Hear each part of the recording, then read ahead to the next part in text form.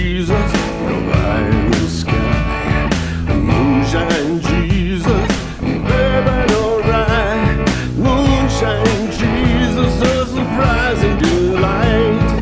Moonshine Jesus, won't you shine a light?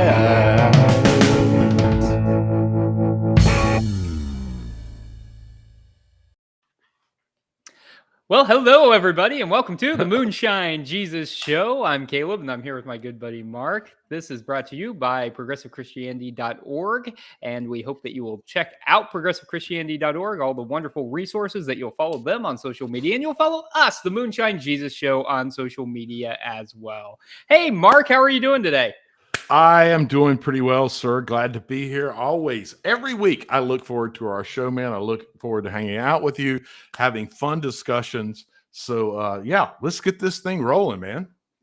All right. Hey, but before we do, we've got to let you all know that this is a show that is filled with spoilers. But here's the good news today. We're talking about I Am Not Okay With This. And you've had 2 years to watch this show. I mean, is it really a spoiler after 2 years? Like, if you haven't watched it, that's not, I'm with you. That's on you all, not on us, right? So we're going to talk freely. But to really speak as freely as we want to, we need to get some alcohol in us. So what are you drinking today, Mark? All right, Caleb, I'm changing the script a little bit here. I am going to make you guess why I'm drinking what I'm drinking. Okay. All right. Okay. It's all show-based. This is make me look stupid right up front. Okay, I'm ready. Not really. All right. So the first one is I'm drinking out of a flask. Why am I drinking out of a flask? Because Sid's dad had a flask, and then she takes it with her to the party, and they drink out of it. To the party. Yeah. And what's in my flask, which is a really weird thing to have in a flask, is Pinot Grigio.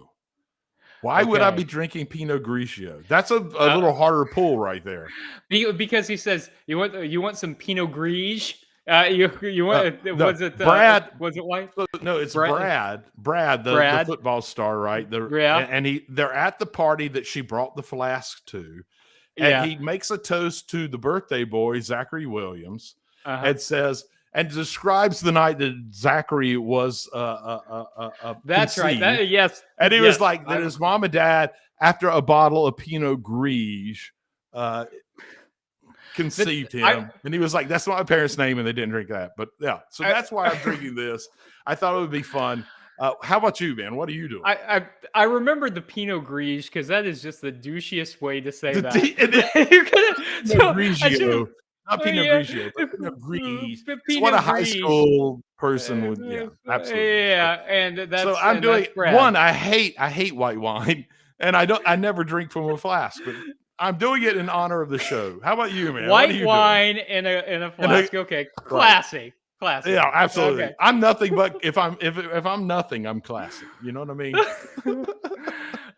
All right, so I'm drinking a blood red. Here we go, cherry martini, a cherry teeny, because at the opening and closing of this show, she is covered in blood. Sid is covered in blood. So this is a little bit of vodka, some cherry brandy, some cherry juice, and some lemon juice.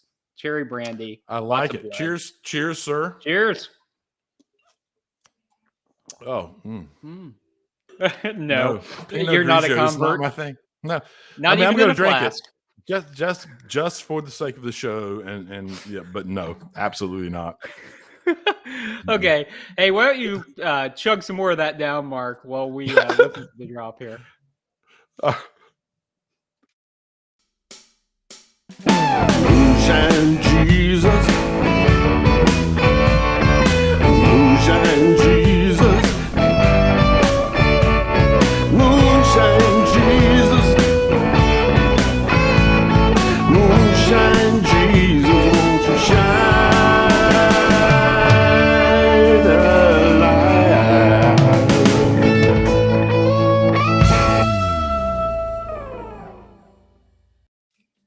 Hello and welcome back to the Moonshine Jesus Show. As Caleb has already told you, this week we're talking about the Netflix coverage of a graphic novel called I Am Not Okay With This. It's been out for a few years. For those of you who might not be familiar with it, which I suspect is actually most folks out there, this is it's a story that follows Sydney, who is a somewhat typical teenage girl navigating the trials and tribulations of high school and dealing with the complexity of her family, her friends, and her, well, frankly, budding sexuality.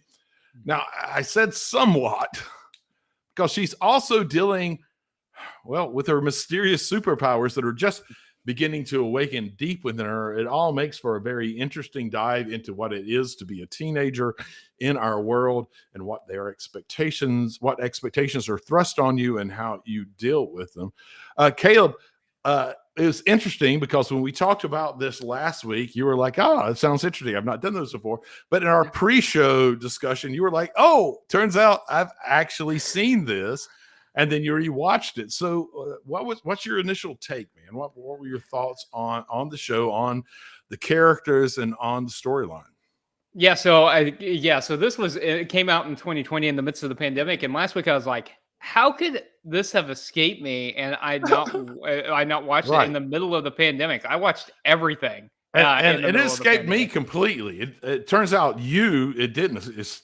It didn't. I really did watch everything. I watched so many things that between Tiger King and all of this stuff, that it just went into all of the ether out there. And so I started watching it and I'm like, wait a minute, I've seen this and I really liked it. I remember this. But I was in that sweet spot where even though I remembered watching it, I couldn't remember what happened. And so it was the best time to go back and rewatch it because you remembered you liked it again. You remembered you liked it. You remember the characters were interesting, but you didn't remember the storyline completely, which is fair because it's kind of a loose storyline. There's not it's so engaging, but it's not a strong storyline ultimately. Like the undercurrents, like what they're trying to talk about, are very important, but they do it in such a honest and real way. It doesn't feel like you're being preached to. That's right. I mean, I think that was some of the criticism that it got was the storyline in general, but I liked it. I felt like it was authentic to what it is like to be a high schooler trying to navigate this stuff, and you got to kind of live with them a little bit. And I did like that. But one thing I remembered as I was going through, I'm like, you know what?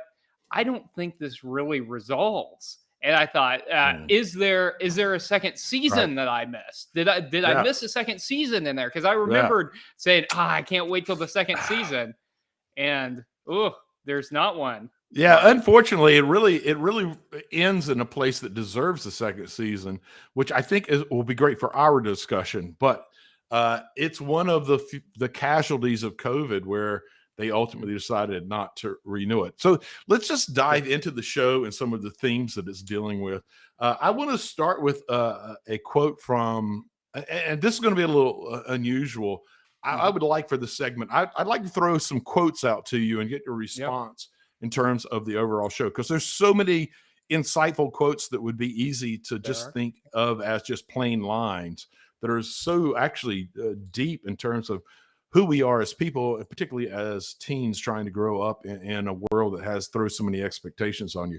So early on, almost at the very beginning, honestly, of the first episode, our main character, Sydney, says, I'm a boring 17-year-old white girl. And then she says, I'm not special, is what I'm trying to say. And then she says, and I'm okay with that. So my question is she okay with not being special?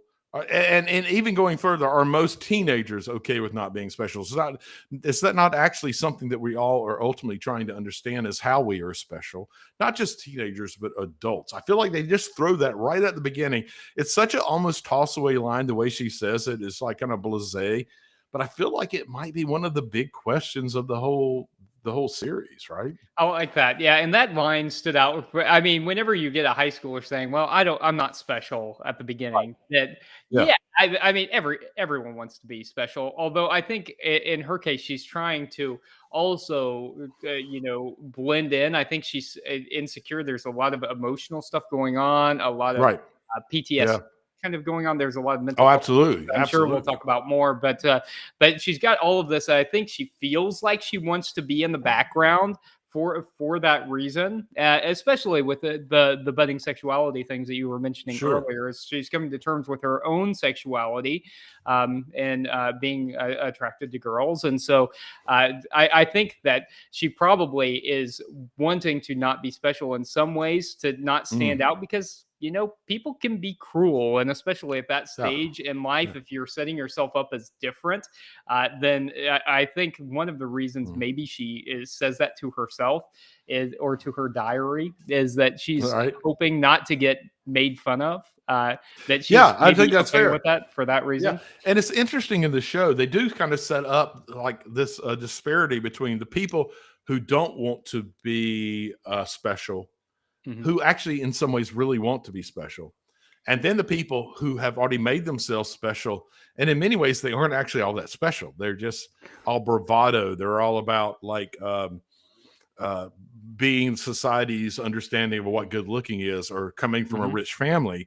And so there's a nice, really kind of interesting dichotomy that's set up, that in a lot of ways the folks that are seen as special aren't so special, and even are abusive, and the people who want to be seen as not special, or are trying to reposition themselves as not special, maybe special in a lot of ways. And they kind of like give you this underscore, bold emphasis, italics with Sydney, in that in the first episode, we start recognizing Sydney might have some special abilities that are interesting. And I really, at first, I wasn't sure what to make of these special abilities and what they were trying to do with them. But, she says, there's this thing inside of me, I can't control it. It controls me. And it's about when she gets angry or upset or emotional, and she's able to influence things. I'm interested in, like, what do you think is their point of doing that? Like adding that to the story of that she ends up impacting both physical and objects and people through her emotions, and particularly the more slightly negative emotions. What do you think is going on there? What's the purpose of them setting that up? Yeah, well, and this is, I think, maybe the key to the whole show, is that I don't think the powers are actually about being powers, and I think that's one of the things that's unique about the show, and one of the reasons I kind of liked it, is that it seems to me that the powers that she has are kind of code for mental illness. And we're talking, and this is really a show, I think, about mental illness, and it's in a lot of ways. And it's I think her powers are code for mental illness. And so I think we deal with that a lot, right? Because we get Sid's dad kills himself, because we find out he has the same kind of darkness inside him, right? He has PTSD from the war, right? But we some, and we hear that we kind of are left to assume that he has some kind of powers, and the same kind they of powers definitely suggest that that's there, right. And so in the show, then eventually Sydney blows up Brad's head later on, right? And so that's why she's covered in blood, which is quite a scene. Which we see we open with her covered in blood, and then in every few episodes we get little flashes of that. Right. Wondering all along, like, oh, what happened? What happened? And we should say that he's an abusive person. Like he is. Attacks her and belittles her, and that's where her emotional reaction causes pain. Right. So we see like we see like bullying, we see like how depression and stuff can be fostered, especially in terms of bullying and stuff like that. But the thing that I thought was really interesting, right, is that in the graphic novel, that's not the way that ends, right? The way that it ends is that Sydney kills Brad with a brain aneurysm, so not an exploding head, and then she kills herself. She explodes her own head because she feels so guilty about what she has done. And so I think ultimately the powers are what the writer has used to talk about mental illness in a way. Am I reading too much into that, Mark, or am I giving too much to the powers? What do you think? No, I definitely think that the powers represent some mental illness. I actually think that it's sort of sophisticated writing. I think there's two levels going on here. I think it's both about mental illness and dealing with, particularly, I think, PTSD. But I also think that that there's this sub level where it's talking about rage and a rage based on negative emotions and how we use them and direct them. And I think that putting it in the teen realm is particularly helpful because it's so stripped down at that point where I think part of the message that's being given here is that directing our rage in a vengeful and forceful way towards people. Typically rage, it comes from a place of feeling unstable. Depending on whatever is going on, whatever the emotion, whatever you feel unstable, and rage starts building up because you want stability, you want something better. And then you direct this anger and this negativity and these negative emotions towards other people. And I really feel like part of what the message here is, we see over and over again that when she directs her rage through these superpowers, which is really just like high-end rage, like outward focused rage, it never ends well. Her brother's pet dies, the walls of the house crack, she ultimately ends up killing a person. I think part of the message here, it is that there are mental illnesses and dealing with what the outcome of that is. But I also think there's a basic level of message here of that when we direct our rage towards people, even though what we are dealing with is instability, we actually create less stability. We create more unstable situations. But somehow we do it anyway. I think that's kind of the frustration that gets constantly addressed, is that we do it anyway, even though she had several opportunities to recognize that outward addressing of her rage doesn't create a more stable position for less rage. I mean, am I reading too much into it, or? No, I think you're right. And I think rage is something ultimately that is illogical, but and I think that we can, through practices, try to control it a little bit better. But sometimes there's never any point to get angry, right? Like if you're in, I mean, to feel rage, there's points to get angry, but maybe not to the point of rage, right? Like if you're in a car and somebody cuts you off and you're furious with that you're not going to make any good decisions. You're not going to improve it. Never. Right. It's completely illogical. And so I think that you're right. At its very nature within us, rage is not something that is helpful. And so maybe like a spiritual practice that we can engage in is trying to control rage the best we can. Yeah, I mean, our rage is very instinctual, and it has to do with our reptilian brain in the back part of our heads. But I think that we're at a point that we need to recognize that the outcomes are never helpful, particularly, and I think this is one of the larger themes of this show, is that particularly when you direct your rage at other people, rage is real. It's an internal emotion. It's got to be expressed. If you hold it in, it's going to crack you. I mean, I think one of the things she says is about the house. This is what happens when you live in a shitty house with a shitty foundation. Stuff starts to crack.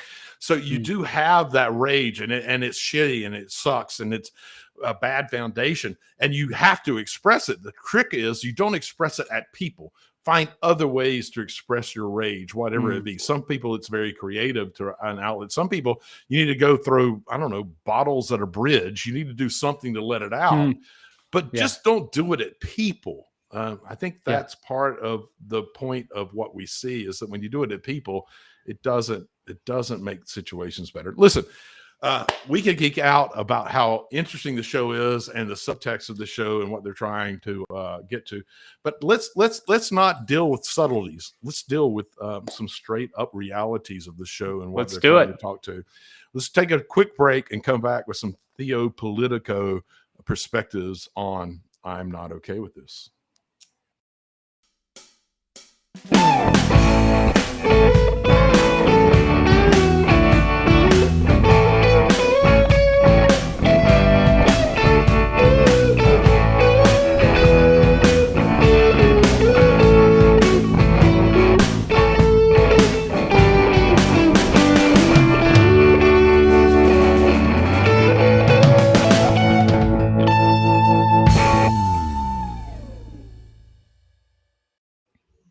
Hello, everyone, and welcome back to the Moonshine Jesus Show. We're moving into our Theopolitico segment, and Mark, I see you chugging away on that little Pinot Gris in the flask. I'm not happy about it. I'm not happy about it, but I really do genuinely. I really appreciate the show. I hate that it got canceled, and so I do. This is not a joke. I really want to honor it, so I'm trying my best. That's a great honor. The show deserves another season. I hate that we're not going to get it. Everyone go get the graphic comic, so that'll help you understand what's going on. So we were just talking about some form of mental illness and emotionalism, and I think that that at its heart, that's what this show is about. You know, One of the things that Sid says early on is, "I try to be normal. I'm just not wired that way. I am just not wired that way." And so I think it has to do in part with her genetics. And we didn't get to find out why she has superpowers in the show, but it seems like, or at least what I assumed through most of the show, was that maybe there was some kind of military testing that gave this kind of power or something. But then the end, we get set up with there's some kind of Mr. Miyagi figure who's going to come and instruct her. So who knows? Maybe that shadowy figure. That's this shadowy figure. Who knows what that was going to be? Stanley wanted to be, but he wasn't. All he did was keep wrecking the relationship. He did. I like Stanley a lot, actually. I do too. He's a lot of fun. Probably my favorite character. He's one of the things that really made the show come alive, I think. But here's what I'm wondering about, Mark. The guy that didn't have any fucks to give. I love that line. he didn't. That's how she described him first. He's the guy that doesn't have any fucks to give. I kind of like that. No, his first scene, he's running through the street without any shoes on, and the best style of anyone in the show, right? Absolutely. These 70s clothes, you gotta love. He was like, when she cheated on him in his mind, he was like, I just need to know, does he dress better than me? And she was like, no one could dress better than you. And he's like, that's fair. That's fair. That's fair. That's all I needed, you know? Love it. He's a fun guy. Okay, so I think if we're talking about like wiring and the notion that like she doesn't want these powers, but she can't control them. What is this show trying to tell us about mental illness and about how our society deals with mental illness? Do you have any insight on that? That's something I was kind of wondering throughout the show. What exactly are they trying to tell me? I think it's a great question, and part of what's going on is for me at least is it seems like a setup of that the folks that are struggling and that feel like outsiders and that they're kind of are in some way showing at least I don't know that I even want to go fully to mental illness, but are dealing with difficult places in life, and that includes Stanley, who we're just saying that we both are very kind of like. Appreciative of that character.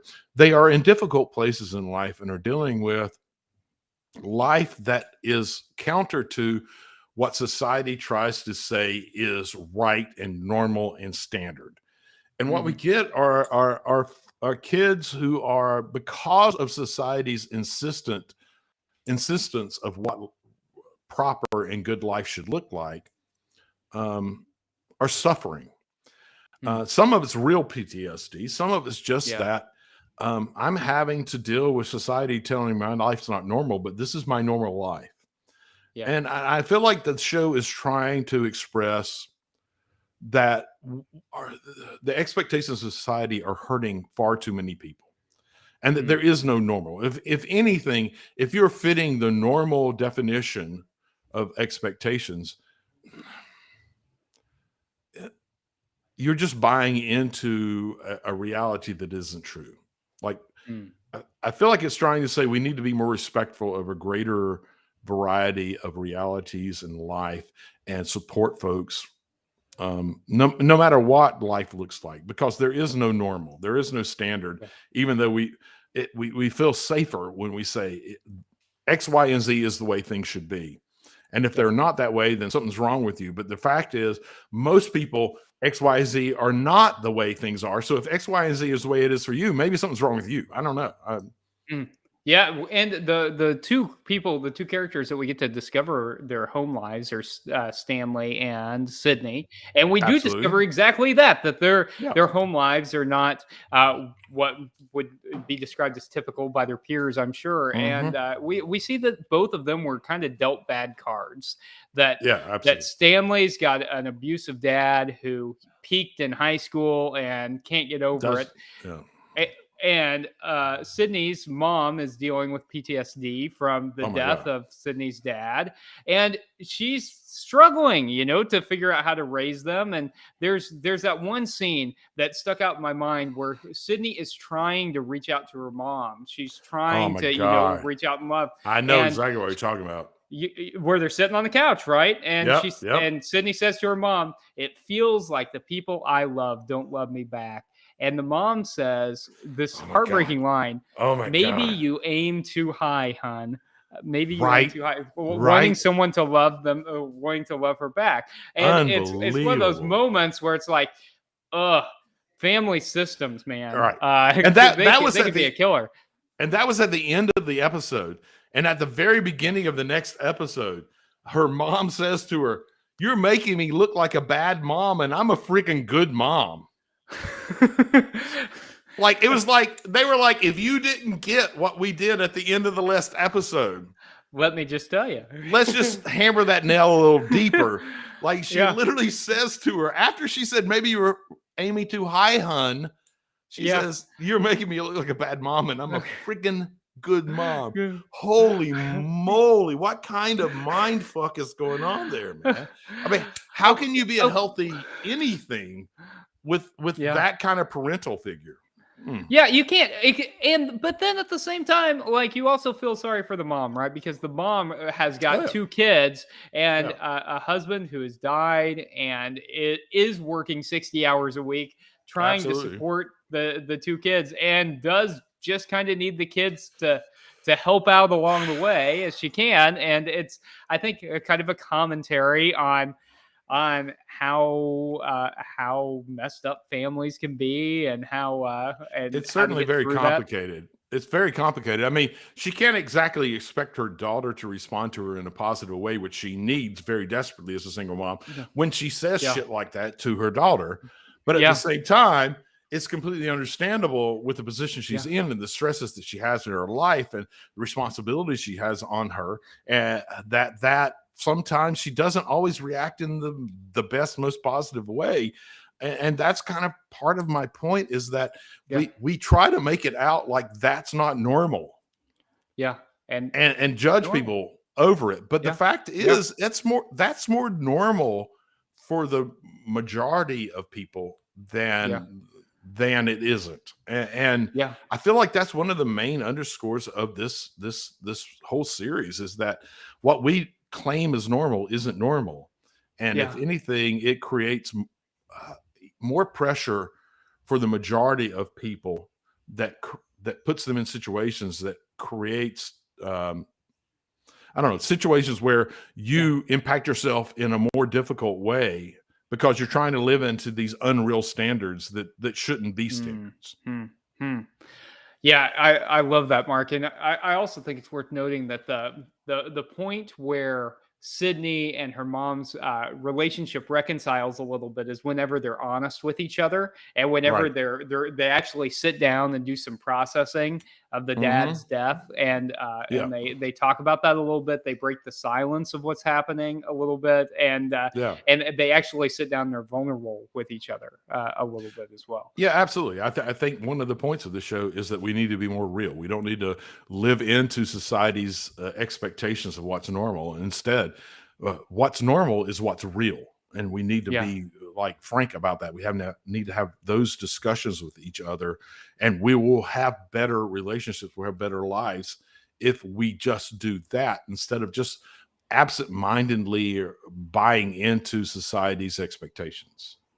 I mean, and I think another place where we see that, of course, is with Sydney's sexuality and thinking absolutely. about that. And so one of the things that I've been impressed with more shows doing is showing kids who are coming to terms with sexual orientation, gender identity kind of issues in shows, and how they've dealt with that. I mean, we've talked about this in terms of like Stranger Things and some of the other shows that we've watched over the last few months. How do you think this show did with that, Mark? Looking at some gender identity and sexual orientation kind of issues. I really liked how they handled it, actually, and I don't always like the way that a show handles this kind of thing, particularly since it was in the teen years that they were dealing with it as a person's trying to figure out their identity. I love that Sydney was dealing with several levels of identity issues, and that sexuality happened to be one of them. And I felt like it was they handled it in a very sensitive way, like not knowing in society what's acceptable and what isn't, but also wanting to be true to your emotions. And when she expresses it to another person, and it's not a person who's in the same perspective in terms of sexuality as she is, and I felt like it was handled really well in terms of it wasn't an anger and attacking and aggressive. It was like, no, it's okay, and we're trying to figure it out. And then they tried to have discussions about it. I felt like that was so healthy. And we don't always see it that way. And a lot of times, if it's not a straight and straight sexuality kind of expression of your love, it is frequently looked at as negative, and it is shot down and looked down upon. But I felt like this one was very much about understanding and recognizing how difficult that is in the way that society's expectations are about sexuality. And it felt like a very understanding approach to it. I mean, did you see it that way? Or I really liked it too. And I think one of the things I liked about it was we got to see Sydney kind of come to terms with this. We got to kind of kind of go through it with her. Like, I should like Stanley. I like him. What's wrong with Stanley? Right. Why do I not like? Oh, because I like Dina. And like, so we get to kind of go through that process with her, and kind of with Dina too, as she's like, well, why did you kiss me? Why are you doing that? And then like, well, wait, did I like that? So we get to see some of the struggle of coming to terms with sexual orientation kind of things, and the thing, the possibility of a spectrum. Right. Of like, well, like perhaps Dina's not lesbian. Maybe she's closer to the bisexual side of the spectrum or something like that. And so it deals with a little bit more nuance than we often get of some agree. Sexual orientation. The only complaint I have is that they cancel the show and we don't get to deal with the nuance of that. We don't get to see it played out as they understand. I mean, maybe particularly Dina, because I think Sydney has already started to recognize who she is as a person and what her sexual attractions actually are. And I feel like Dina is just beginning to enter into that, which is one of the beautiful things about this, is that it shows that there are stages in understanding who we are as a person, including who we are sexually. And in a lot of ways, canceling it before Dina figures that out is a disservice to the story that's trying to be told. It's not fair. I want to know. And I know. But here's the thing. We're not going to know. Yeah. It was canceled, and there's nothing we can do about it. So all we can do at this point is say that we love the show, that it introduces a lot of very interesting issues that we all need to be dealing with in a better way. And they seem to be in a very subtle way trying to explain how we might do that. But at this point, it is done. We're not going to see more. I encourage people to pick up the graphic novels.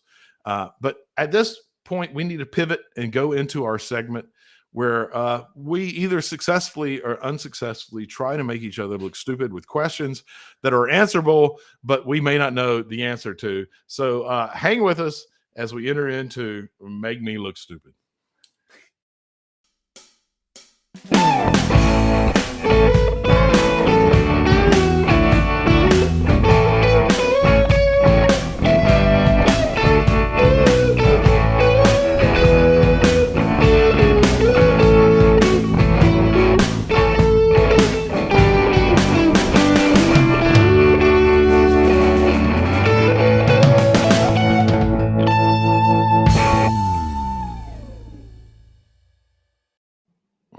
Welcome back to the Moonshine Jesus Show. We are in our Make Me Look Stupid segment of the show. So I don't know that I'm going to make you look stupid here, but it is a question that I'm very curious about your answer to. So one of the things that Sydney says in the show, it's a scene that I actually like a lot. I don't know how much it progresses the storyline, but it's between her and her brother Liam. They go to the convenience store one of the nights that mom's not there and they're providing dinner and all. And she says about life, it's like a lottery, I guess. Some kids win big time the moment that they are born. The rest of us, we're all stuck with scratch offs and bottle caps and shit. I love that line in general. But my question, like one of the things, like the second time I watched this twice, the second time that I watched it, immediately the question popped into my head. Why are we all okay with that? With that, some are born into some kids win big in the moment. So why are the big time winners so morally indifferent about the rest of society? That's my question to you. Like, I feel like this is a big setup. It is. Thanks, Mark. Yeah. So like, I think that, the people who have a lot are okay with having a lot because they want to retain a lot. They want the money and the power. And I think that, one of the reasons that we don't do a lot about it is what's that quote in, about people in the United States, that we don't see ourselves as poor, but as temporarily embarrassed millionaires, Right. Like we've been force fed this lie that anything is possible.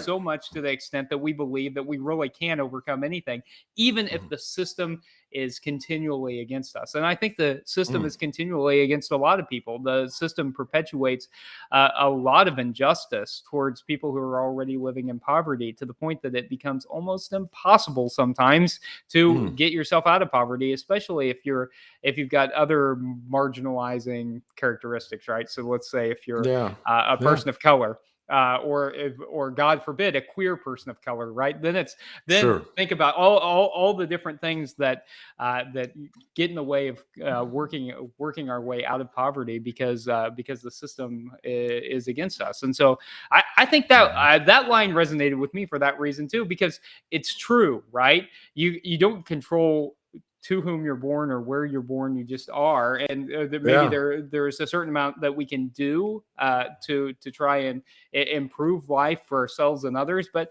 at another point, we are who we are. We're born where we're born, and some people are born with a lot, and some people are born with a little. What did you think about it, Mark?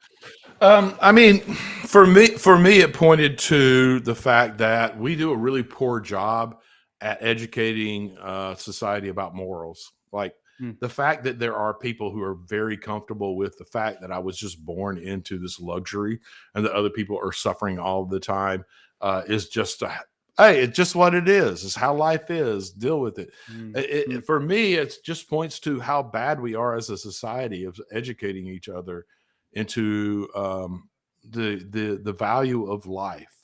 How connected we are, and how if we allow other people to suffer, we ultimately are suffering. Like that I feel like it's one of the points of this show is that what society says is right is frequently completely messed up, and that we need to reassess who we are and need to do a better job at educating of what is normal and what isn't normal. And the fact that some people, just because of how they're born, get to succeed massively when other folks are working hard because of where they're born and don't. And that the folks that are succeeding massively because of their world really are somewhat indifferent. And it's like, I'm sorry, I was fortunate enough to be born this way. I feel like it is a judgment on society's ability to teach morals, and I'm somewhat at a loss for how we do better. I know churches are failing very massively in that. And that even in our just basic school systems, we don't put enough attention on those kind of values. So that's where I stand with it. Yeah, I think you're 100% right, and especially the indictment of the churches, right? The gospel isn't silent about this. No, not in any way. That Jesus talked about, right? Was a world where no one has too much and no one has too little. And so I think that whenever we're talking about like Jesus's vision for the future, that's one of the primary things that he was talking about. And yet Christian churches so often just serve prosperity gospel and oh yeah, and I mean, I think most churches just serve as like a chaplain to the status quo. Not to mention the bastardization of the gospel that we find in things like the prosperity gospel, where you get equipped like God wants you to be rich. If you're rich, it's because God has ordained it, and God is supporting that.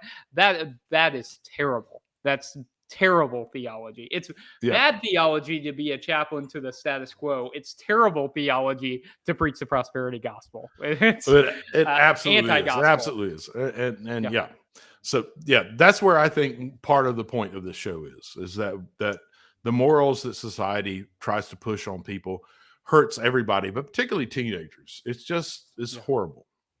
Yeah, 100% agree. So I've got a question for you, Mark. All right, I'll do my best. This is from another scene that I'm not sure advances the plot, but was a fun scene. Fair enough. And so it's from the scene where they're getting high down in the basement. Yep. Right. And so they have a question for each other. I'm just curious. Why did you pick the scene where they're getting high to ask me the question? I don't know, Mark. You know, I'll let you read between the lines here. Okay, so here's my question. They say, would you rather be an eagle or a jellyfish? And that's what I want to know, Mark. Would you rather be an eagle or a jellyfish? For me, not for the same reasons that Stanley answered, but definitely a jellyfish. I mean, a jellyfish. Okay. Oh, absolutely. For me, just by nature, an eagle is an aggressive animal. Like to survive, it attacks from the sky. And a jellyfish just kind of exists. It goes about its being. It takes in its surroundings for nourishment. It isn't aggressive in any way. So for me, this is a simple question, not the complex answer that Stanley gave about humans being such a percentage of water, and at the end of the world, cockroaches won't be the thing. It'll be a water world, and it's not for his answers. Which was entertaining, and maybe would have been the answer if you'd have warned me and I've gotten high when we were having this discussion. Maybe that would have been my answer. I'm not sure. But in my somewhat sober state, so clearly not completely sober, in my somewhat sober state, I would have to answer the jellyfish, just because it's a much less aggressive life form and tends to just take in its environment and respond to it in a non-aggressive way. How about you? I like are that. Are you gonna say eagle now? Of course I am. So I love your pacifistic and very theologically sound. I just want to fly, man. I want to be an eagle. You can't turn down the flying part, man. Yeah, you can go wherever you want. Yeah, you may have to be a hunter, but I'm okay with it. I want to, given those two choices, I don't want to just exist in the ocean. I want to fly. So that's not theological at all. Right. But that's what I want. Who doesn't want to fly? That's a pretty good answer. Who doesn't want to fly? You know, that's as close as I could get. Absolutely. Well, listen, we could go on and on, but it's been a great show. I've really enjoyed the discussion. Caleb, next week we need to cover another show. Oh, what should we talk about? Well, I'm going to suggest that we talk about a movie that's coming out, and I think this is going to be available on demand. It's called Guardians of Time. Quick description of it. Guardian of Time presents a classic fairy tale for kids who find a magical world hiding in their house and end up lost in this new magical world that's hiding in their house. And together they have to find their way back. Like, it has some overtones of Narnia, which is part of why I think it could be interesting. I really think like maybe there's some comparisons to be made. I haven't seen it yet, so who knows? And ultimately, they have to find their way back to home and maybe find out more about themselves along the way. And so self-discovery and a comparison about Narnia, I feel like this is something that could be a really good show for us. That's a great point, Mark. And so if you're watching, remember that we do this live at 1:30 Pacific on Mondays. So that's what, 4:30 Eastern on Mondays. Eastern. Yeah. If you want to catch it. And the show releases tomorrow. So in terms of the one we're going to be covering, Guardians of Time. So you have plenty of time to catch it. We'll be watching live. And who knows? We have nothing. We have no idea of what the show will be or won't be, but I think it at least sets itself up to be a really good discussion. So, sounds good. Caleb, let's do it. Cheers to you, sir. Thanks for a great show, and we will catch you all the next time on the Moonshine Jesus Show. Moonshine Jesus.